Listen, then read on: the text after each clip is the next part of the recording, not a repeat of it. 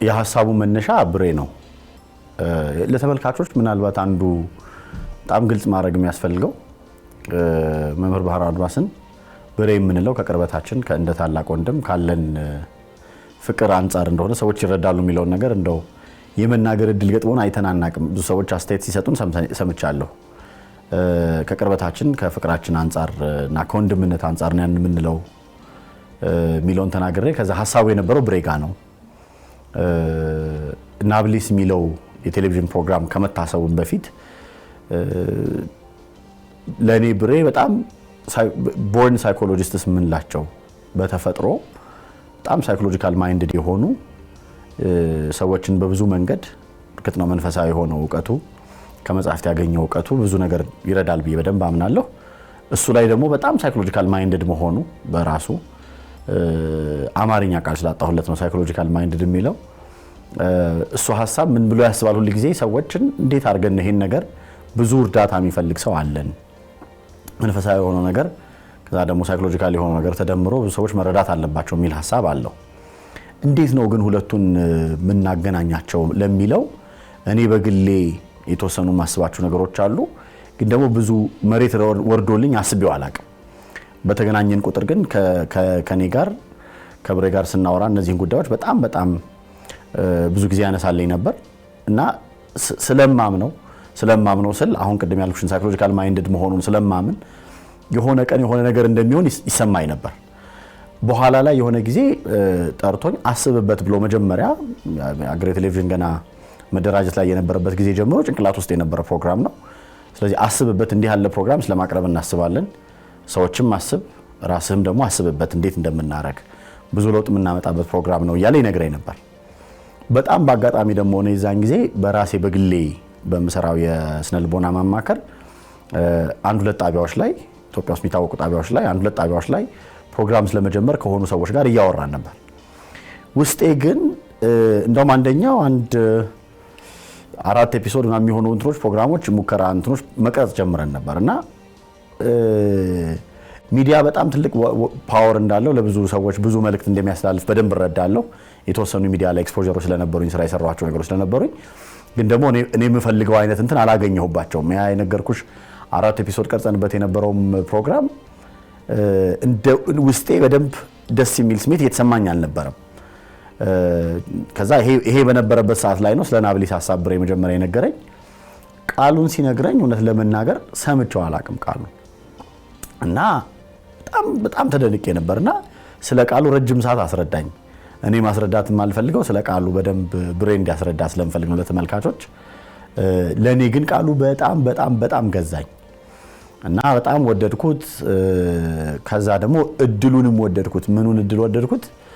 እንገናኛለን ከብሬ ጋር በብዙ መንገዶች እንገናኝ ነበር። ግን አሁን የቴሌቪዥን ፕሮግራም ሊኖረን ከሆነ በጣም ደጋግሞ የመገናኘት ሐሳብ የመለዋወጥ እድል ሊኖረኝ ነው ማለት ነው እና እኔ በእድሎች አምናለሁ።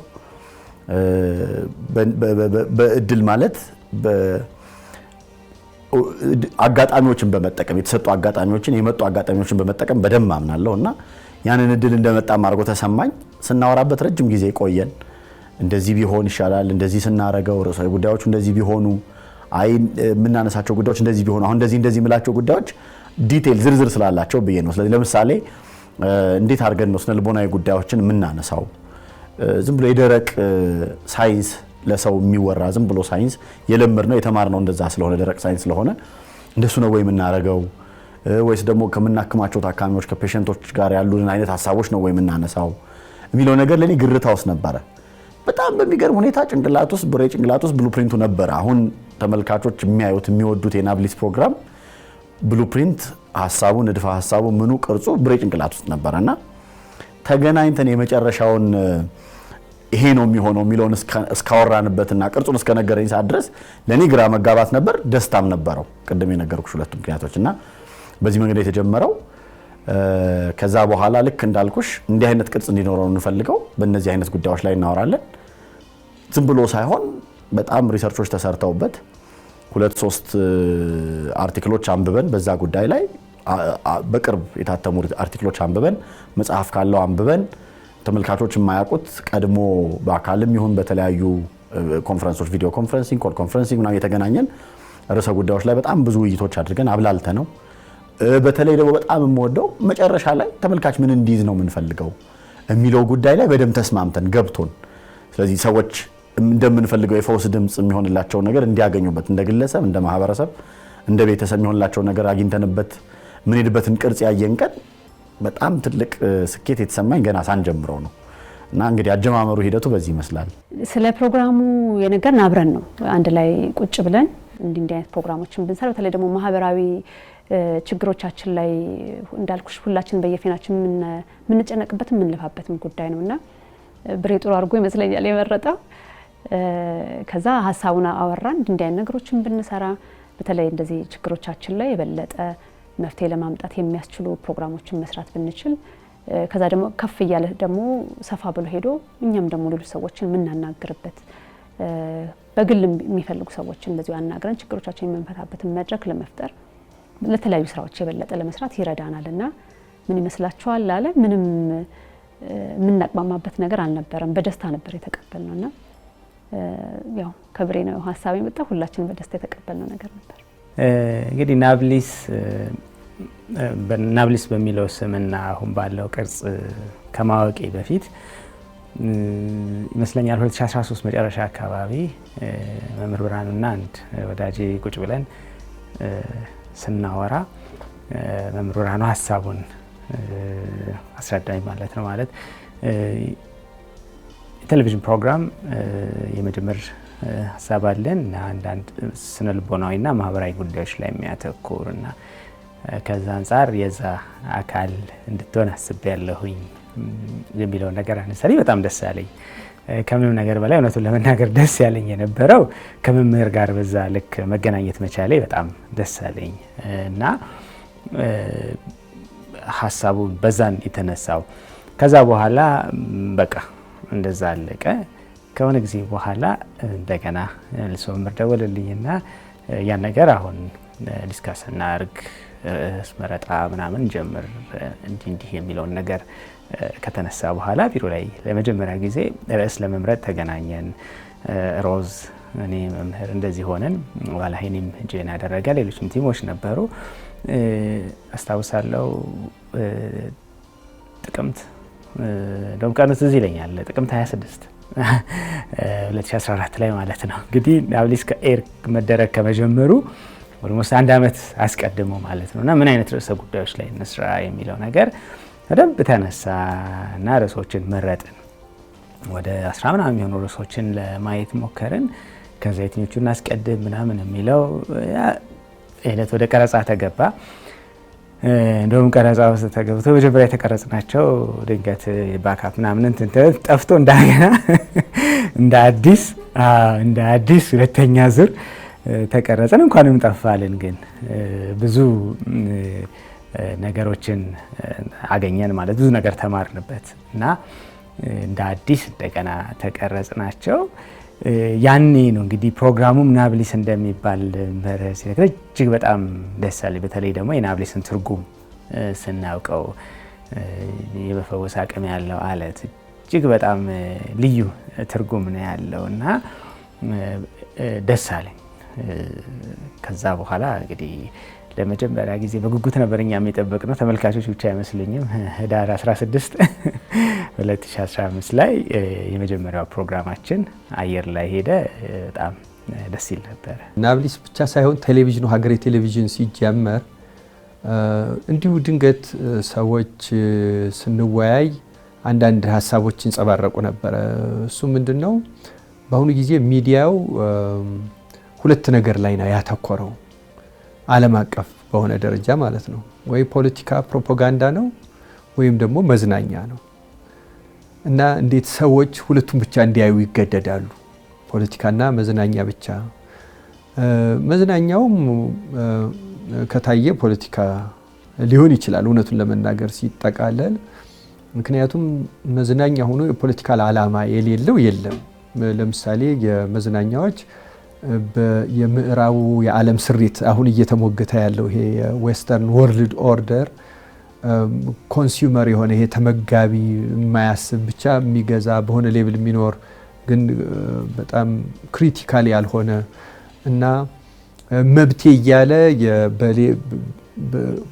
ወግ አጥባቂ የሚባል ማህበረሰብ ባለበት ሀገር አካባቢ የሊበራሊዝምን የሚያቀነቅንና ከዚያ እየተነሳ የፖለቲካ አቅጣጫውን ደግሞ እነሱ በአክቲቪዝም በምን ያመጡታል ደግሞ በኤንጂኦ በምን ያመጡትና ወደዛ ወደ ሊበራሊዝም መንግስታትን ሁሉ ለመቀየር እንዲያውም ትልቁ መሳሪያ መዝናኛ ነው እና ያ ግን አሁን ሊበራሊዝም የሚባለው አሁን የደረሰበት ደረጃ በተለይ አንድ በዚሁ አጋጣሚ መናገር ፈልገዋል። አንድ ማን ነበረ እንደ ፑቲን አማካሪ የሚወሰደው የአሌክሳንደር ዱጊን the fourth political theory የሚል መጽሐፍ የጻፈ ማለት ነው እና እሱ በደንብ ይተቸዋልና አሁን ይሄ ነጻነት የሚባለው ሐሳብ ማህበረሰብ ጋር አሁን እንደዚህ በተለይ በሶስተኛው ዓለምና በሌላውም ዓለም ሄዶ ምን ላይ ነው የደረሰ የሚለውን ያነሳልና መጀመሪያ ሲጀመር እንደውም ይሄ ተከርካልሰንም ይሄን ሰው እየጠይቆታል በነገርሽ ላይ አሌክሳንደር ዱጊንና የሚገርም በዚሁ አጋጣሚ ተመልካቾች ሁሉ ቢያዩት እመክራለሁ እና ነጻነት መጀመሪያ የነበረውን ሐሳብና ይሄን ሰውዬ የተረዳበትን ያቀርባል እና እሱ እንደሚለው ነጻነት የት ደረጃ ነው የደረሰው የሚለውን ያሳያል። ለምሳሌ መጀመሪያ ከጨቋኝ መንግስታት ነጻ የሚወጣ ይመስለው ነበር። አሁንም ብዙ ፖለቲከኞች፣ ጋዜጠኞች ነጻነትን በዚያ መንገድ ነው የሚያዩት። ግን ነጻነት የሚለውን ሐሳብ በጣም ከላይ ስናየው በጣም ጥሩና ጣፋጭ ቃል ነው። ግን አሁን ማህበረሰብ ጋር የደረሰበትን ደረጃ አሌክሳንደር ዱጊን እንደሚለው የደረሰበት ደረጃ በጣም አስከፊ ደረጃ ነው። ከየት ነው ነጻ ይወጣ? ለምሳሌ ሃይማኖቶችን ሁሉ እንደ ጨቋኝ ወሰደና ሰዎች ከነዛ ሊበሬት እንዲያረጉ በሃይማኖቶች ውስጥ ለምሳሌ የፈለጉትን ነው እንደዚህ አፈንጋጭ የሚያደርጉት በነጻነት ስም። ለምሳሌ ሴቶች ተጨቁነዋል ይባልና የሴቶች የፌሚኒዝም እንቅስቃሴ መጣ እና ከባሏ እንድትወጣ ከትዳሯ እንድትወጣ ከቤተሰብ እንዲፈርስ በጣም ስርዓት የነበረ ነው ኦርደር የነበረው ሁሉ ዲስኦርደር እያደረገው ነው የመጣ እና እንደውም አሌክሳንደር ይላል መጨረሻ ሄዶ ሰው ከራሱ ሊበሬት መሆን ማለት ጾታዬ እኔ የፈለኩት አይደለም ስለዚህ መቀየር ይችላል ብሎ አይሹ ነጻነት ሄዶ የት አቅጣጫ እንደሄደ ይሄን ምለው ለምንድነው እነዚህን ሐሳቦች ደግሞ በፊልሙ በተለያየ መንገድ በመዝናኛው በምናምን እያደረገ አንድን ሰው ከሰውነት ራሱ እስከማውጣት ራሱን እኔ ነኝ በራሴ ሶሊ መወስነው እኔ ነኝ ማህበረሰብም ድርሻ የለውም ማንም ምን የለውም። አሁን ሊበራሊዝም በጣም የደረሰበት ደረጃ በጣም አስፈሪ ነው። ስለዚህ ይሄ የሚያሳስባቸው ሰዎች እንደው ለኛ የሚሆን ለማህበረሰብ የሚሆን ቴሌቪዥን አይኖርም ወይ የሚል ጥያቄዎችን ያነሳሉ። እንወያያለን እና ለምን አንጀምረውም የግድ እኮ ሌሎች ሰዎች መጥተው መጀመር የለባቸውም በሚል ሐሳብ ሀገር የቴሌቪዥን ራሱ እንደ ቴሌቪዥን ሲጀመር አሁን በምንም እዚህ ቴሌቪዥን ላይ ከዚህ ፕሮግራም በቅርብ የትኛውም በማኔጅመንትም በምንም የለውበትም ከዚህ ቴሌቪዥን በዚሁ አጋጣሚ ማለት ነው። ግን የዛ ጊዜ ሐሳቡን በመደገፍ ሰዎች ጋር በመሄድ ሐሳቡን እንዲገዙት በማድረግ ሄጃለሁ እና መጀመሪያ ራሱ ቴሌቪዥኑ ሲፈጠር የተፈጠረበት መሰረታዊ ምክንያት እንደ ኢትዮጵያ ላለ ማህበረሰብ 90% ሃይማኖተኛ ለሆነ ማህበረሰብ እስላም ይሁን ክርስቲያን ይሁን ዋቄፈና ይሁን ምን ይሁን ባህላዊ ይሁን ምንም ይሁን ግን በጣም ሃይማኖታዊ እና ከሃይማኖት ጋር የተገናኘ የሚዛመድ እሴት ያለው ማህበረሰብ ነበረ። ከዛ ፖለቲካ ነው ደረቁ ፖለቲካው የድጋፉ የተቃውመው አለ። እነዛን የሚሰሙ ልጆች አሁን ሲሆኑ እንዴት ሆነው እያደጉ እንደሆነ እናያቸዋለን። አሁን ከሆነ አመት በኋላ በዚህ አሁን ባለው ሀገራዊ ሁኔታና ይሄ የፈጠረው በሚዲያ እየሰሙ ያደጉ ልጆች ከሆነ አመት በኋላ ምን አይነት ሰው እንደሚሆኑ እንግዲህ ወደፊት የምንታዘበው ይሆናል። አሁን ያለው ትውልድ ራሱ ከዚህ በፊት የነበረው ውጤት ነው እና ይሄ በጣም ብዙ ሰዎች የሚያሳስባቸውና ቤታቸው ቴሌቪዥን ዘግተው የተቀመጡ ሰዎች አሉ። ለምን ለቤተሰብ የሚሆን ቲቪ አንጀምርም የሚል ተጀመረ። ሐሳቡን ወሰድን፣ ሰዎች መሰባሰብ ጀመሩ። ከዚያ በኋላ ሐሳባችንን ወደ ተግባር የሚያወርድ አጥኝ ተብሎ ኮንሰልታንት ተቀጥሮ ተጠንቶ ፕሮግራሞቹ በዚህ ይህንን ሐሳብ ፍልስፍና ተይዞ ተሰርተው ነው ቴሌቪዥኑ የጀመረው። ታስታውሻለሽ አንቺ እንደውም ስትመጭ ዜና ክፍል እንደነበርሽ ያስታውሳለሁ። ዜናዎቻችን ራሱ እስኪ ከአሉታ ወተን እንጀምረው። ዜናው በአለም ላይ አሉታ ነው። ተገደለ፣ ተፈነቀለ፣ ሰበር ዜና፣ እንደዚህ ሆነ፣ በዚህ ሆነ፣ ይሄ ጥቃት ተፈጸመ፣ እንደዚህ ሆነ ዓለም አቀፉ ማለት ነው። ኔጌቲቭ ያልሆነ ዜና መሆኑ ያቆመ ይመስላል በአለም ላይ እና እንዴት ነው ሰው አዎንታ ጥሩ ነገር ከየት ነው የሚሰማው የሚለው በጣም ያሳስበን። እስኪ በአለም ላይ ኔጌቲቭ ብቻ ነው እየተካሄደ ያለው ጦርነት ብቻ ነው የሚካሄድ፣ ፖለቲካ ብቻ ነው የሚካሄድ፣ የወታደሮች የምኖች ግጭት ብቻ ነው ያለው በዓለም ላይ። እውነት ዓለም ይቺ ብቻ ናት? ጦርነት ብቻ ናት? እና የትኛውን ነው ከዚህ ውጭ የሆነውን አየር የሚተነፍስ? እስኪ የት ነው? ማን ነው? እንዴት ነው መምጣት ያለበት? ደግሞ የዚህ ተለዋጭ ብለው የሚያመጡልን ኢንተርቴይንመንት ነው። ኢንተርቴይንመንቱ ደግሞ የባሰ ጦርነት ነው። ቅድም እንዳልኩሽ ከባህልሽ ጋር ከማንነትሽ ጋር የጠበንጃ የጥይት አይደለም እንጂ በጠበንጃ በጥይት ከሚካሄደው ጦርነት የከፋ ጦርነት በኢንተርቴይንመንት መስክ ያለው ነው በእኔ እምነት እና በአንዳንዶቻችን።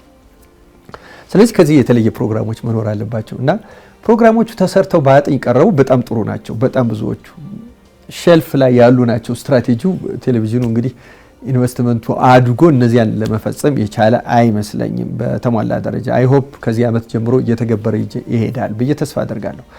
ከዛ በኋላ ግን እነዛ ጥናቶች መጥተው ሳይ እኔ አሁንም የሚጎላቸው አለ ብዬ አሰብኩኝ እና እነዛ የሚጎላቸውን ሀሳቦች ሰጠው እንዲካተቱ ተደረገ። ከነዚያ ውስጥ ተጨማሪ እኔ የሰጠዋቸው 2 ፕሮግራሞች ነው በዚህ ሀገር ቴሌቪዥን። ሌላ ሶስተኛም ነበረ አልተጀመረም። የተጀመሩት ግን ተምሳሌትና ናብሊስ ናቸው። የተምሳሌት ሀሳቡ ምንድነው? በአብዛኛው በማህበራዊ ሚዲያም ያለው የጦርነት፣ የውድቀት፣ የመጠቃቃት በእኛ ደግሞ የብዙ አሉታ ነገሮች ስላሉት ከችግሮቻችን እንዴት ነው የምንወጣው? ስለዚህ ስለ ውድቀታችን የሚነግሩን ብዙዎች ካሉ ለመነሳት ተስፋ የሚሰንቁ ፕሮግራሞች መቅረብ አለባቸው። የኢትዮጵያ ማህበረሰብ ጠንካራ ከችግሩ በቀላሉ የሚያገግም ይሄ ሪዚለንት የሚባል አይነት ነው። ግን እንደዛ የሚያደርጉ ፕሮግራሞች ደግሞ ከሌሉ አሁን ይሄ የመጣው አዲሱ የኢንተርቴይንመንቱና የሌላው ሰውን ስሜታዊ እያደረገው ጉዳቱን ከፍ እያደረገው እየተሰባበረ ስለሚቀር ተስፋ የሚዘሩ ብለን ተምሳሌት ሲቀረጽ ከየትኛውም ችግርና ከማንኛውም ሁኔታ ሪዚለንት ሆኖ የሚወጡ ጠንካራ ሰዎችን በማሳየት በተለያየ ምክንያት ችግር ውስጥ ያለው ማህበረሰባችን እንዲህ ማገገም ይችላል፣ እኔም መነሳት እችላለሁ፣ እኔም መቆም እችላለሁ እያለ ተስፋ እንዲዘራ አንደኛው የተምሳሌ ፕሮግራም ነው። ባሰብነው መንገድ ላይሄድ ይችላል። ጅማሮዎች አሉ። ወደፊት ጠንካራ ፕሮግራም ሆኖ ይወጣል ብዬ ተስፋ አደርጋለሁ። በነገርሽ ላይ ይህን የመሰሉ እንደ ኮሜዲያን እሸቱ የአንድ ሰው ህይወት ብሎ የሚያቀርበው እንደዚህ በሌሎቹም ላይ ያያለው ጥሩ እንደዚህ በጣም ጥቂትም ቢሆኑ ጥሩ አስተዋጽኦ አላቸው። የአንዳንዶቹ ሰዎች ከወደቁበት ተነስተው የሚደርሱበትም ሁኔታ ማየት በጣም ተስፋ ሰጪ ነው እና የተምሳሌት ዓላማ ይሆኑ። ሁለተኛው ናብሊስ ደግሞ በሂደት ውስጥ ሰዎች ችግሮቻቸው እንዴት ነው የሚረዱት፣ የሚገጥሟቸውን ችግሮች እንዴት ነው የሚረዱት፣ ወደ መፍትሄ እንዴት ነው መሄድ ያለባቸው። ማህበራዊ ተቋማት በሀገራችን ብዙ የሉ። ሃይማኖቶች ሁሉ አሁን ለተለያየ እንትኖች ተጋላጭ ሆነዋል። ለፖለቲካ ዝመት እንደዚህ እንዲህ ባሉበት ቢያንስ ከሰዎችም ጋር እየተማከሩ ወደሆነ ነገር ሊሄዱ የሚያስችሉበት የፈውስ ድምጽ ማሰማት የለብንም ወይ በሚል ናብሊስ ያው ከዚህ በፊት ተደጋግሞ እንደተነገረው የፈውስ ድምጽ ስለሆነ በዚህ መሰረታዊ ሀሳብ ነው እንዲካከዘው ውይይት ተካሄደበት፣ ተካተተ፣ ተጀመረ። ያው እንዳልሽው እንግዲህ የተወሰኑ ዓመታትን አስቆጠረ ማለት ነው እና በመሰረታዊነት የታሰበበት ምክንያት ከአጠቃላይ ቴሌቪዥኑ ሲፈጠር ወይም አሁን ሼርሆልደሮቹ የጀመርነው ሁሉ ላንኖር እንችላለን በአሁኑ ጊዜ ቴሌቪዥኑ ማለት ነው። ያው እንደ ንግድ ተቋም ብዙ ተቋማት ልውውጥ ስለሚያደርጉ ብዙ ልውውጦች ሊኖሩ ይችላሉ። ግን መሰረታዊ ሀሳቡ የተጀመረበት ይሄ ነው። ፋሚሊ ቲቪ ለምሳሌ አንዳንድ ሾዎች ከ18 ዓመት በታች የሆኑ ሊያዩት የተከለከለ ብለው የሚያሰራጩታል። እንደዛ የማይባልበት ልጆች ቢያዩት የማይበላሹበት ቤተሰብን ሊያንጽ የሚችል ስለዚህ ወላጆች ከልጆቻቸው ጋር ሳይሳቀቁ የሚያያቸው ሾዎች የሚተላለፍበት ቴሌቪዥን ፕሮግራም መኖር አለበት ተብሎ የተጀመረ ስለሆነና ናብሊስም ከነዛ አንዱ ሾው ስለሆነ ነው እንግዲህ በዚህ መንገድ የተጀመረው።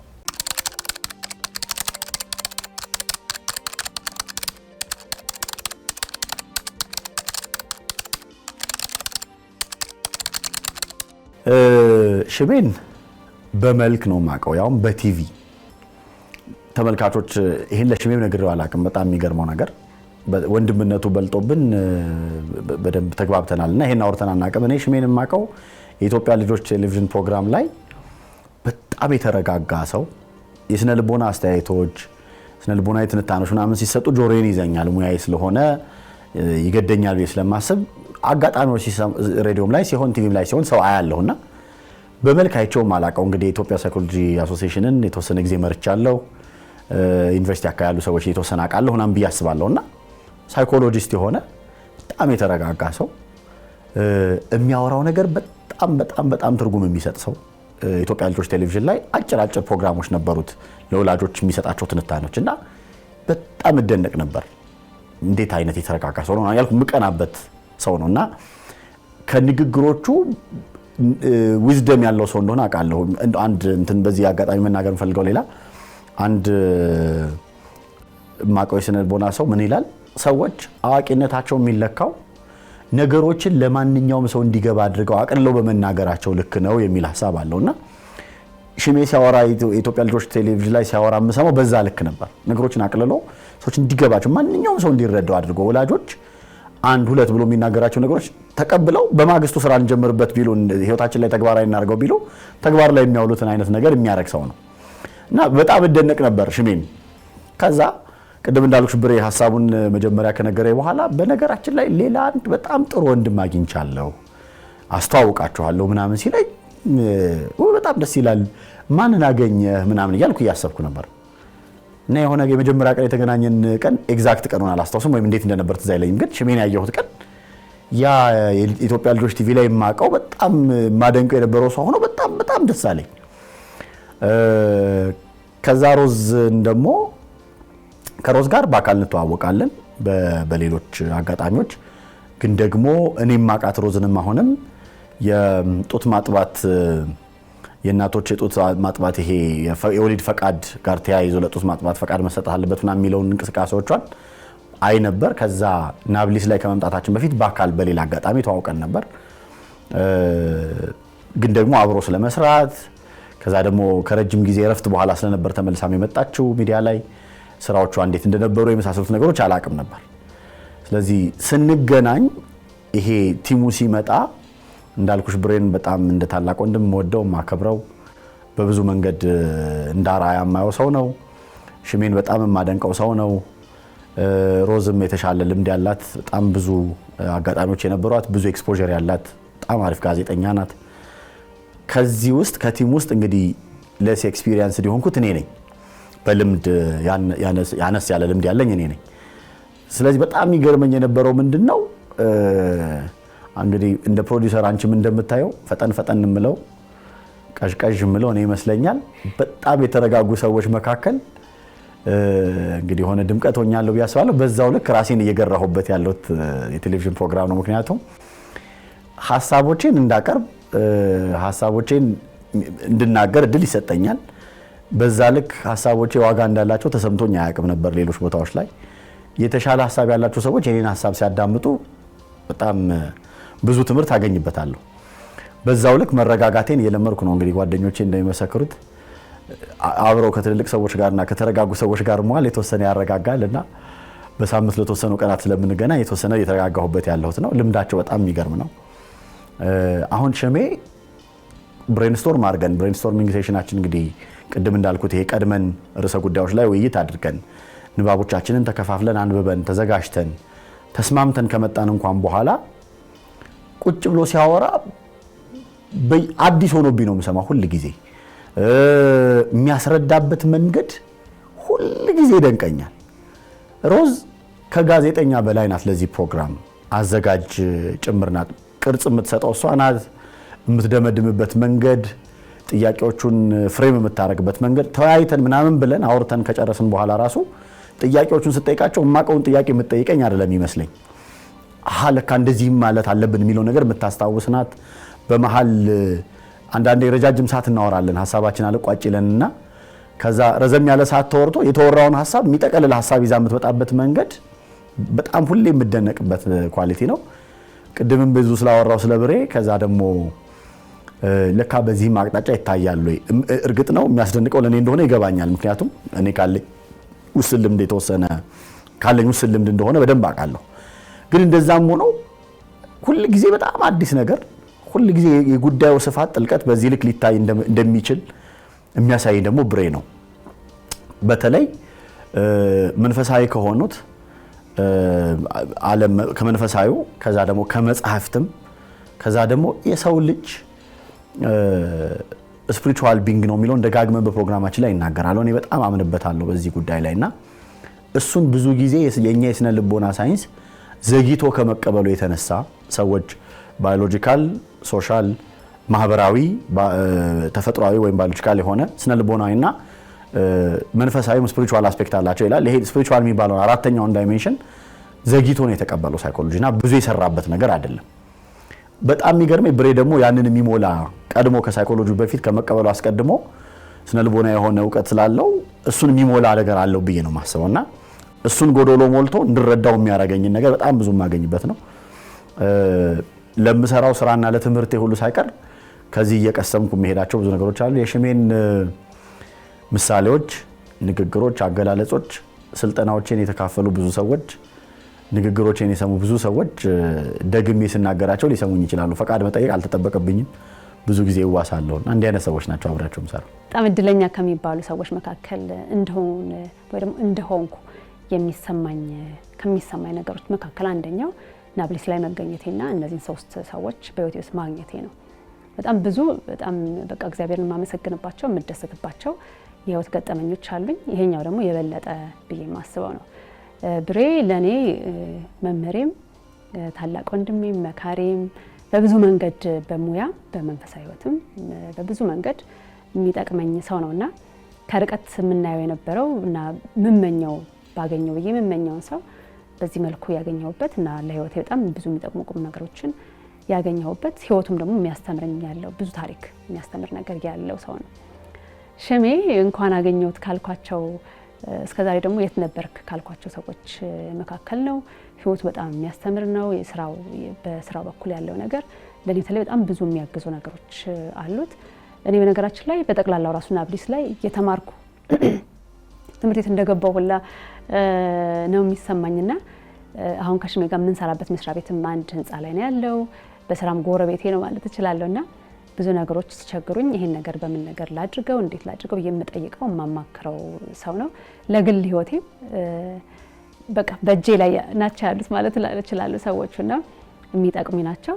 ሄኒ በጣም ምን ብዬ ልንገራችሁ፣ እኔና እሱ ደግሞ ብዙ የሚያገናኙን ጉዳዮችም አሉ ከስራም ጋር በተያያዘና ቁም ነገሩ በህይወት ውስጥ የሚተገብራቸው ነገሮች 3ቱም ላይ ደግሞ በትክክል መመስከር የሚችለው የሚናገሩትን ነገሮች በሙሉ የኖሯቸውን ነው። ለዛ ነው ፕሮግራሙ ቀለል የሚለው የሚነሱ ርዕሰ ጉዳዮች ኖሯቸው ያዩትን ነው መነሻ እያደረጉ የሚናገሩትና ለኔ ፕሮፌሽናሊ በጣም የሚጠቅመኝን ምክር የስራ እገዛ የማገኝበት እንደ ወንድም ደግሞ ለእህት የሚሰጥ ምክር የማገኝበት በጣም ምቹ የሆነ ቦታ ላይ ነው ያሉት እና እነዚህ ባልደረቦቼ ለኔ እንደዚህ አይነት ናቸው ማለት ነው። በጣም ሁሌም ራሴም ቁጭ ብዬ ምናምን አስባለሁኝ ተቀርጸን ስንወጣም ለቀረጻ ስንገናኝም እንግዲህ ያው እኛ በጣም ስላቀረብ ነው ብሬ እያልን እንጠራለን ማለት ምር ብርሃኑ በጣም ማለት በመንፈሳዊውም ሌሎችም ማህበራዊ ጉዳዮች ላይ ተጠያቂ ከሆኑ እንቁ ሰዎቻችን ውስጥ አንዱ ነው። ከሱ ጋር በየሳምንቱ ያው ለአንድ ሰዓት እዚሁ ሾው ላይ ቀረጻው ላይ ከዛ ቀድሞ ርዕስ መረጣ ውይይት ምክክሩ ላይ መገናኘት ትልቅ ብለሲንግ ነው ለኔ ማለት ትልቅ በረከት ማለት ትልቅ በጣም ብዙ ነገሮችን ለውጦታል። ብዙ ነገሮችን የማይበት መንገድ ኢቭን ምን አይነት መጽሐፍቶች ማንበብ እንዳለብኝ ሁሉ በደንብ መንገዶች አይችበታለሁ። ከምንም ነገር በላይ ምን እንደሚደንቀኝ ታውቂያለሽ ብሬ ጋር ማለት ሰው በዚህ ልክ ማለት የእውቀቱን ደረጃ ያለውን ነገር በጣም ረዳ በለት ምንም እኔ ብናገር ተመልካቾችም ይታዘቡኛል በደንብ የሚታወቅ ነገር ስለሆነ የትህትናው ጥግ ግን በጣም ነው የሚደንቀኝ። ማለት በቃ ቁጭ ብሎ እሱ ብዙ ሊተነተን የሚችልበት ጉዳይ ላይ እስቲ ከእናንተ ልስማ ይላል። በጣም ነው የሚደንቀኝ። ማለት ብዙ ትምህርት ነው የሚሰጠኝ ለኔ። ብሬ ተናግሮ የሚያስተምርሻል፣ ዝም ብሎ የሚያስተምርሻል እና በዛ ልክ ነው ረዳውና በእውነት ይሄ ሾው ከሰጠኝ ትልቅ በረከት ውስጥ ብሬ ትልቁ በረከታችን ነውና ከሱ ጋር መገናኘት በጣም ትልቅ ነገር ነው። ሄኒን መጀመሪያ በስም ነበር የማውቀው። የሬዲዮ ሾው ነበረ የኛ የሬዲዮ ሾው ላይ እዛ ላይ ስነ ልቦና አስተያየቶች ይሰጣል። በሚነሱ ወጣቶች ይከራከራሉ፣ ይሟገታሉ ምናምን። ከዛ በኋላ ስነ ልቦናዊ ሀሳቦችን ይሰጥ ነበረ እና ያው ሄኖክ የሚባል ሳይኮሎጂስት አውቃለሁ። ከዛ በኋላ ግን የኢትዮጵያን ስነ ልቦና ባለሙያዎች ወይም የሳይኮሎጂካል አሶሲዬሽን ፕሬዚዳንት ሆኖ ሙያውን ደግሞ በፕሬዚዳንትነት ሲመራው ያኔ በስምም በተወሰነ መልክ ደግሞ ገጽታውን ማለት ተገናኝተን አናውቅም። በደንብ በአካል ተገናኝተን ቁጭ ብለን የማውራት እድሉን የሰጠን ናብሊስ ነው እና እኔ ስነ ልቦናን በማስተማርም በቲዮሪ ደረጃ በማስተማርም በደንብ ያውቀዋል። ፕራክቲሽነርም ነው ደግሞ። ስለዚህ ቁጭ ብሎ ታካሚ ይዞ በደንብ ስነ ልቦናን በተግባር በቲዮሪ ብቻ ሳይሆን በተግባርም የሚያውቀው ስለሆነ እሱን ማግኘት ከቲዮሪው ከፕራክቲሱም በደንብ መማር ይቻላል። እኔ በኋለኛው ጊዜ ነው ወደ ስነ ልቦናው ሳይንስ የተቀላቀለው። ስጀምር ስነ ህይወት ነው አጥንቼ የነበረው። ከዛ በኋላ ነው የመጣሁት። እኔ ሲነሳም ከስነ ልቦናው ሳይንስ ነው የተነሳው። ማስተርሱንም አሁንም ፒኤችዲም እየሰራ ያለው እዛው ኤሪያ ላይ ነው። ስለዚህ የትኛው አካባቢ ላይ ስነ ልቦና ንባቦቼን እንደዚሁ ሼፕ አድርጎልኛል እና በደንብ ቲዮሪውንም የሚያውቀው እንደገና በተግባርም ተግባራዊ ልምምድ ያለው ስለሆነ ከእኔ ተግባራዊ ልምምዱም እንደገና ከቲዮሪውም ብዙ ነገር ተምሬያለሁ። በርዕሰ ጉዳዮቻችንም ላይ በደንብ አድርጎ እያንዳንዱን ጉዳይ ከመነሻ የስነ ልቦና ንድፈ ማዕቀፍ ሀሳቦች ተነስቶ ተንትኖ የሚገባበት መንገድ በጣም አስተማሪ ነው እና ሄኒም ከዛ ውጭ ደግሞ ድምቀታችን ነው። እኔ ድምቀት ሾዋን ትልቁ ድምቀት ሄኒ ነው እና በጣም ትልቅ እድል ነው ሄኒም እዚህ ሾው ላይ መሆኑ። ሮዝ የኛዋ ሮዝ መሆኗን ሳላቅ በፊት በተለይ ከጡት ማጥባት ጋር ተያይዞ በነበረው ሀገር አቀፍ እንቅስቃሴ ውስጥ እንደሆነች አንዲት ጠንካራ ሴት ያንን እንቅስቃሴ ተመራ እንደነበረ አውቃለሁኝ። ግን በመልክም በምንም አይቻት አላቅም ነበር እና ይደንቀኝ ነበር እንዲህ አይነት ነገር መታሰቡ፣ እንዲህ አይነት ነገር መሆኑ እና አሁን እንደውም በነካጅሽ ያልኳት ነው። በነካጅሽ ይሄ አዶፕሽን ፓረንቲንግ ላይ ማለት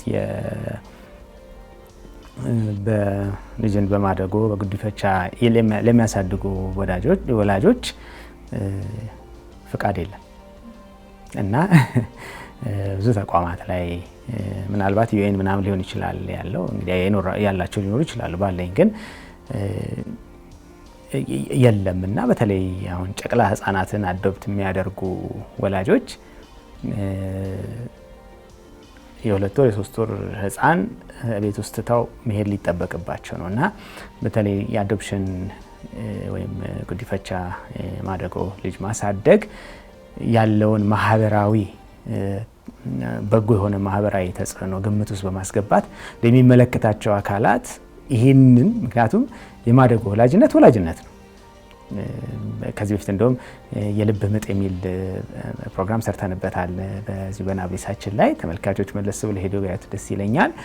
ከማህፀን ምጥ የተወለደም ከልብ ምጥ የተወለደም ልጅ እኩል ነው። በተለይ እንግዲህ ይሄ እናት ቤት ውስጥ ልጅን መንከባከብ ለአባትም የፓተርኒቲ ሊቭ ኖሮ ያ አሳይመንት ኃላፊነት ስላለባቸው እንዲንከባከቡ ሲደረግ ከልጁ ጥቅም አንጻር ከዛ አንጻር እንደው ለማደጎ ወላጅነትም የማተርኒቲ ፓተርኒቲ የእናትነት የአባትነት ፈቃድ አስፈላጊ ነው እና እንደው በነካጅሽ እችንም መስራት ቢቻል ሁሉ ያልን ቅርብ ጊዜ እያወራን ነበር እና ማቃት ለማለት ፈልጌ ወደዚህ የገባሁት ማቃት በዛኛው እንቅስቃሴ ውስጥ ነው።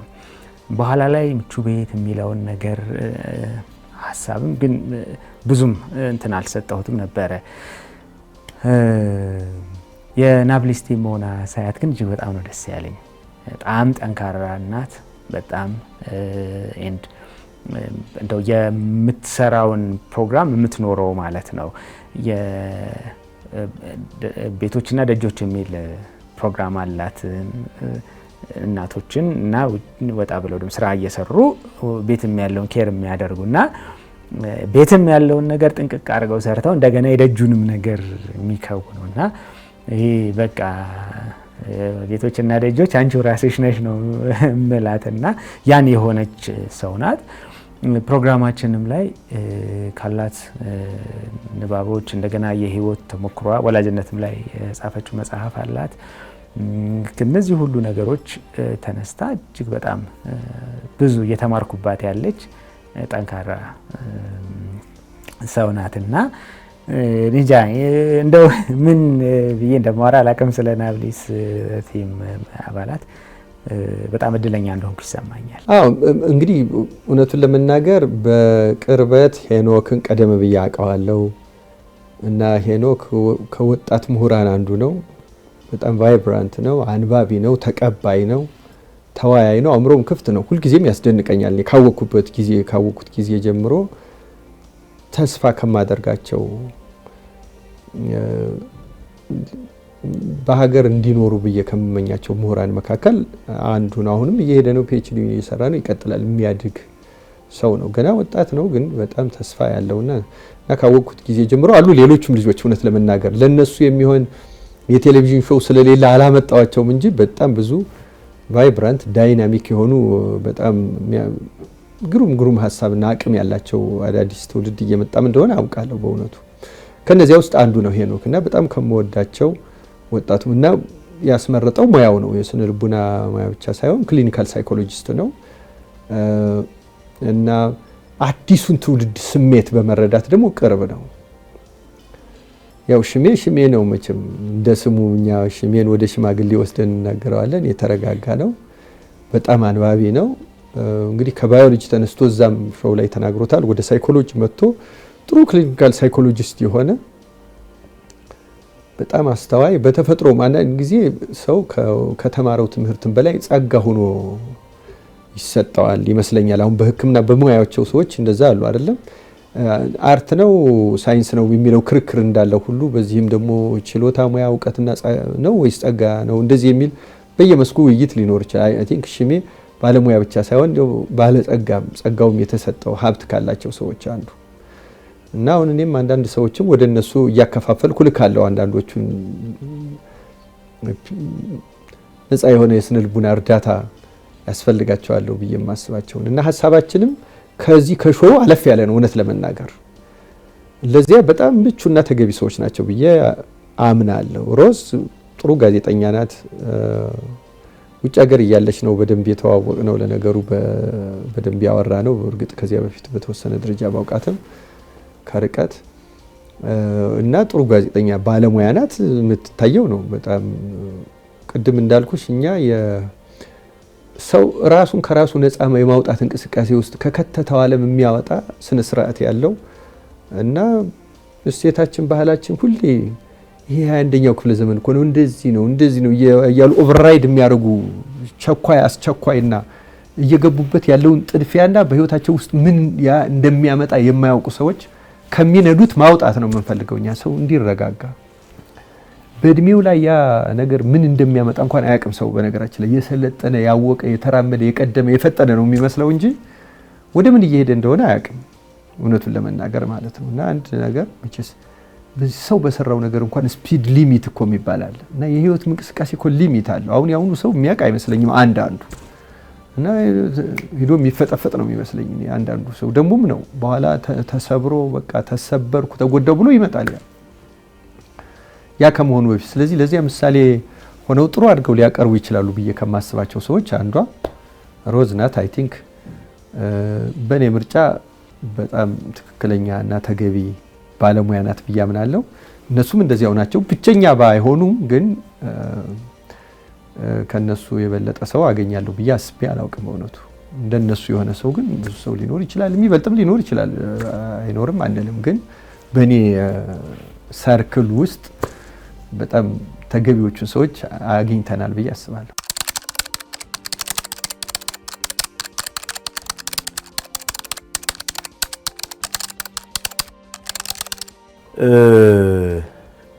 አንድ በጣም የደነቀኝ ታሪክ አለ።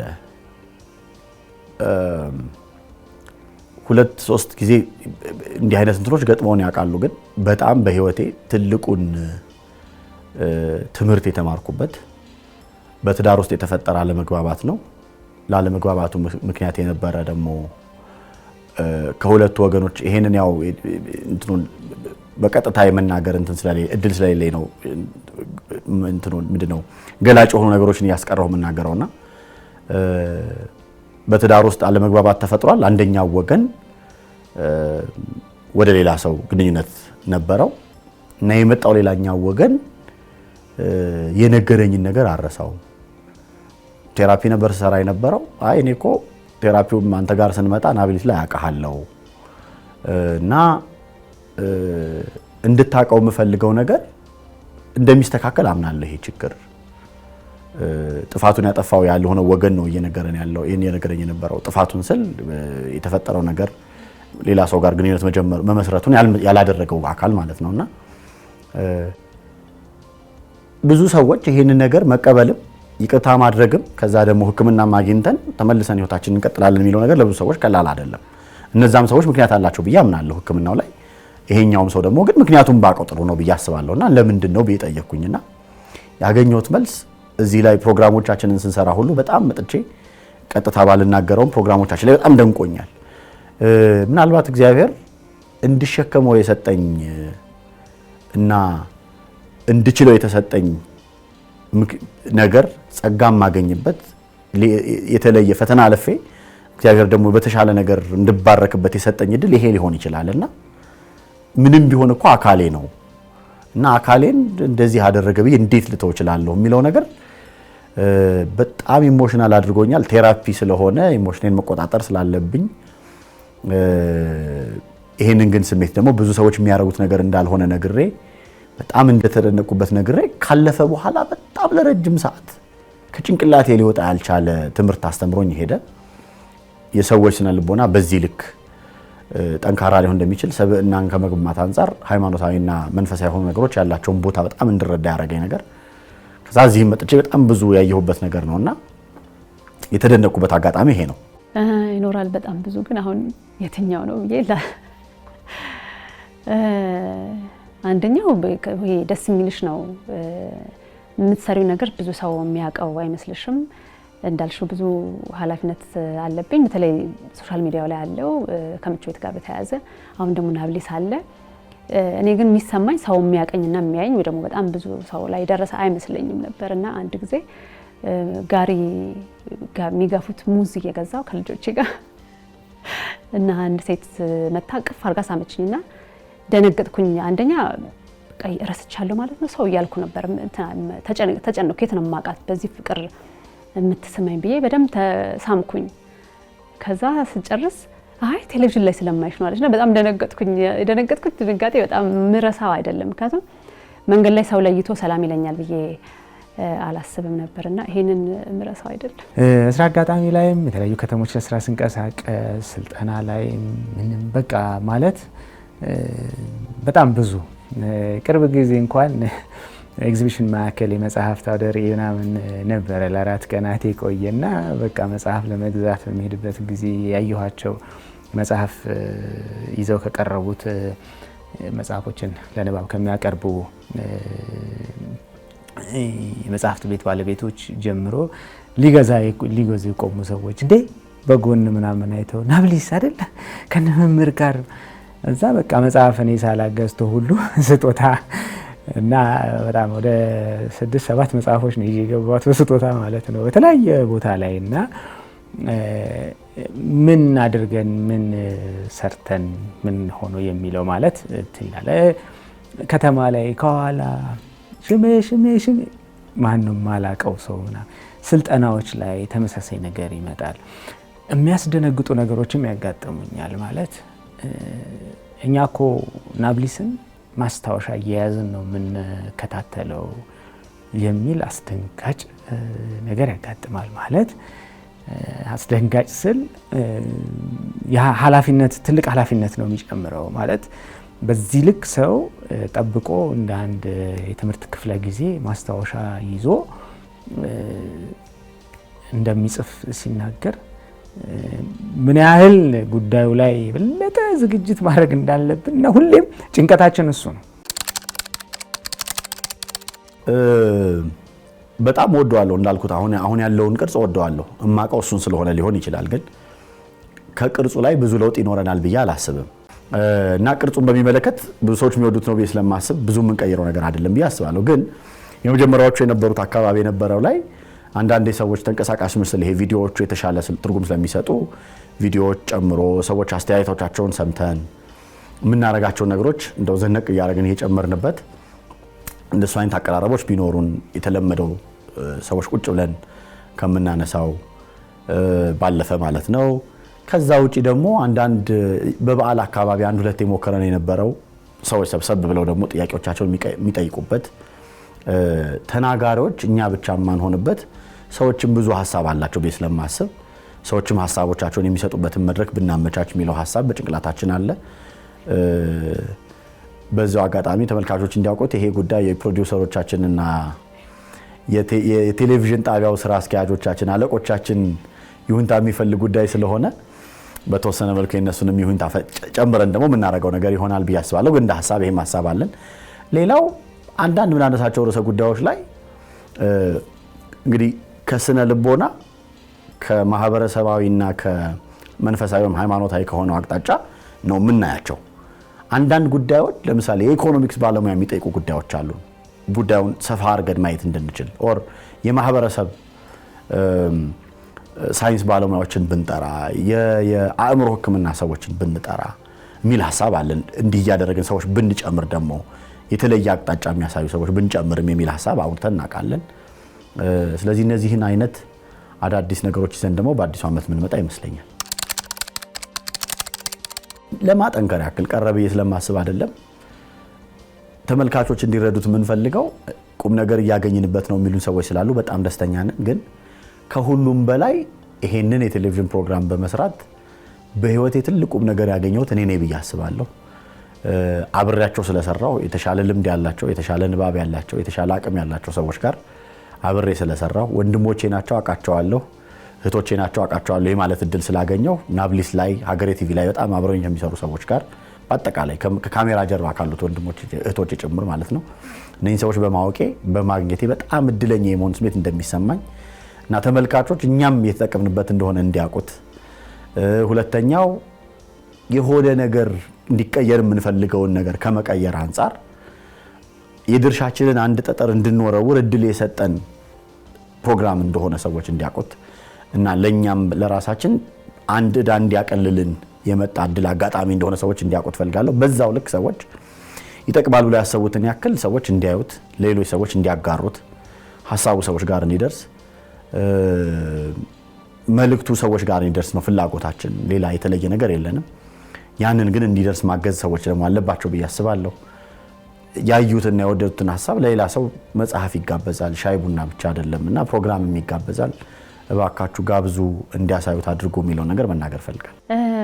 እንግዲህ በአዲስ መልክ ስንል የተለየ ታምራዊ ነገር ይዘን ልንመጣ አይደለም፣ ግን ጥሩ ጉልበት ይዘን ጥሩ ተስፋ ይዘን እናንተም ደግሞ ተመልካቾቻችን እስካሁን ካገኘነው አስተያየትም የተነሳ ብዙ ሰው እንደተጠቀመበት ማየት፣ መስማት፣ ማንበብ ለኛ ጥሩ ጉልበት ይሰጠናል፣ የተሻለ ስራ እንድንሰራ ያደርገናል እና ምን ሀሳቦችን እናንሳ ብለን አሁን ደግሞ ጊዜ አይሆኑ ነበር። አሁን በወቅቱ ያሉ ችግሮች ምንድን ናቸው?